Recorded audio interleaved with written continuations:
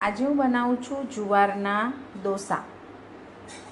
તો એ માટે જુવારનો લોટ લેવાનો છે, એકદમ પતલું બનાવવાનું છે, જેથી કરીને થોડું પાણી આપણે વધારે નાખીશું.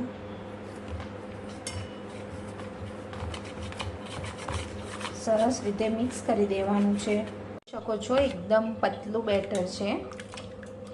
હવે આની અંદર આપણે નાખીશું ધાણા, પછી મિક્સ કરી દઈશું. પછી એને 10 મિનિટ માટે રેસ્ટ કરીશું. હવે આ શેકાઈ ગયો છે, તો એને થોડો પલટાવી દેવાનો. તમે જોઈ શકો છો એકદમ ક્રિસ્પી લાગે છે. આની અંદર તમે સૂજી પણ એડ કરી શકો છો. ગ્રીન ચટણી સાથે ખાવાનું છે. તો થઈ ગયો છે આપણો ઢોસો મસ્ત જુવારનો. ને આ બીજો પણ થાય છે.